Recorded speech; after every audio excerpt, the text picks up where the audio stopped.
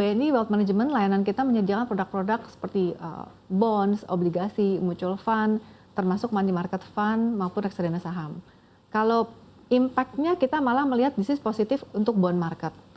Obligasi tetap menjadi primadona dengan ada emas tidak memberikan cash flow. So it's another different commodity untuk hedging. Sementara bond itu memberikan cash flow.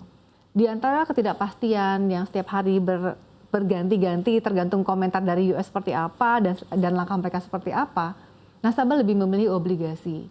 Jadi aliran ke obligasi kami itu sangat besar. Kami mengalami pertumbuhan obligasi sebesar 26% secara year on year di bulan Maret kemarin ini.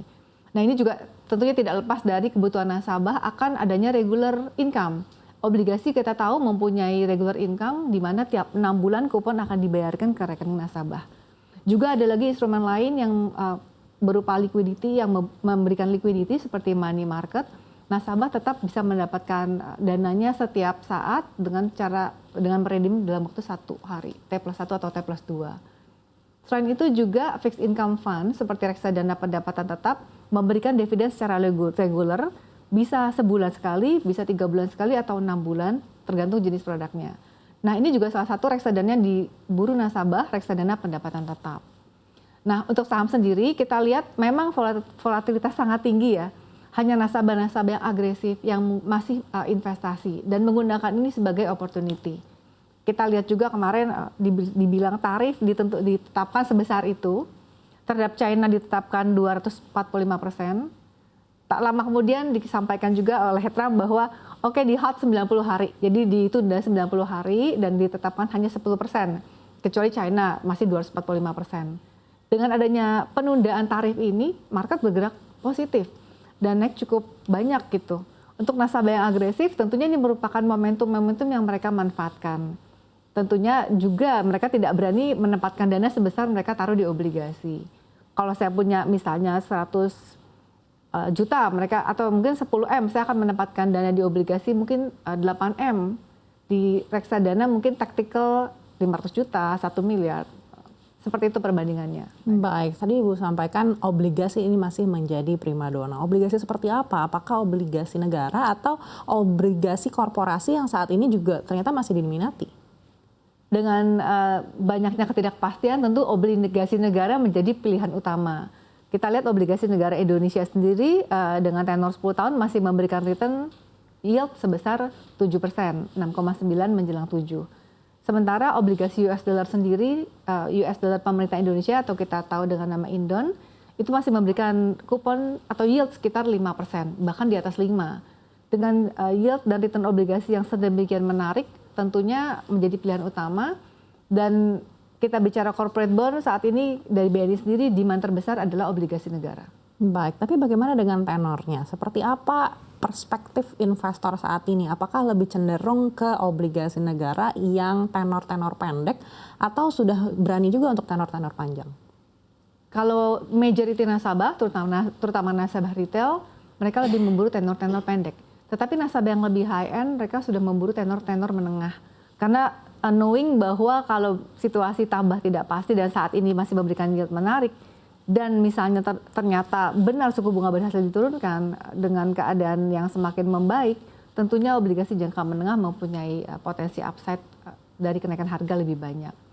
Namun dengan situasi saat ini kita masih merekomendasikan tenor menengah sampai dengan pendek. Untuk yang panjang mungkin kita lihat dulu situasi sampai lebih pasti lagi. Baik, apakah dalam beberapa waktu ke depan, artinya mungkin hingga akhir semester 1 2025, Ibu melihat aset-aset obligasi ini masih akan menjadi aset yang paling diminati oleh investor? Atau kita tahu betapa volatilnya juga kebijakan yang ada di global, ini mungkin saja akan berubah dalam waktu dekat? Untuk dalam jangka waktu hingga tahun depan, kita melihat obligasi tetap menjadi simpanan terbesar nasabah. Mungkin berbeda dengan reksadana saham atau saham ya. Kalau obligasi itu merupakan simpanan yang tetap akan menjadi porsi untuk nasabah kaya. Seorang nasabah dengan uang 100 miliar mungkin tidak menempatkan dananya 90% di saham. Mungkin 50%-nya di obligasi dan sebagian akan di-spread ke berbagai instrumen lainnya. Kita melihat seagresifnya nasabah, jarang sekali menempatkan dana hingga 90% di reksadana saham. mungkin ada anomali dalam hal ini, tapi majority tetap obligasi masih menjadi primadona.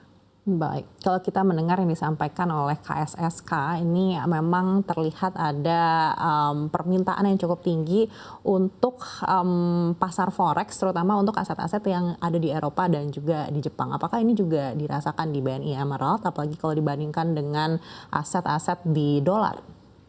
Kita saat ini untuk produk-produk dolar lebih kepada obligasi. Kita juga ada produk seperti money market US dollar, fixed income US dollar. Kita melihat memang nasabah sudah mulai juga ya sebagian menempatkan dana pada produk dolar, terutama yang likuiditasnya tinggi dan masih memberikan return tinggi. Di BNI sendiri kami mempunyai reksadana US dollar berupa pendapatan tetap dengan return sekitar 4%. Saya rasa di tengah situasi seperti ini untuk hedging strategi dan juga untuk mendapatkan cash flow, untuk melakukan diversifikasi currency, kita tahu rupiah 16.800 saat ini nasabah tentunya tetap mempunyai tabungan-tabungan dalam bentuk mata uang lain dan terutamanya dolar, terutama US dollar. Baik, kita masih menunggu seperti apa negosiasi antara pemerintah Indonesia dengan Amerika Serikat terkait dengan tarif begitu. Artinya dalam 60 hari ke depan ini mungkin sudah bisa terlihat dampaknya untuk industri-industri yang terkait begitu seperti ekspor misalnya. Apakah ini juga menimbulkan kegelisahan di antara nasabah-nasabah BNI Emerald? Nasabah-nasabah kami seperti yang saya sampaikan kebanyakan penempatnya ada di obligasi, jadi cenderung mungkin kita melihat volatilitas ada, produk bonds mereka akan naik turun, namun mereka tetap mau berpegang pada pemerintah Indonesia, ini adalah obligasi negara, dan mereka tetap mendapatkan cash flow. Jadi untuk menimbulkan kegelisahan kami tidak melihat seperti itu, dan juga negosiasi yang akan terjadi kami juga melihat positif ya. Tujuannya adalah untuk memanfaatkan situasi seperti yang kami dengar juga dari pemerintah bahwa ya mungkin antara Amerika dan China sedang perang, Indonesia bisa memanfaatkan juga kesempatan ini untuk mendapatkan sedikit mungkin cipratan-cipratan dari yang mungkin ekspor kita juga saat ini bisa masuk ke negara-negara yang mendapatkan tarif lebih tinggi daripada Indonesia.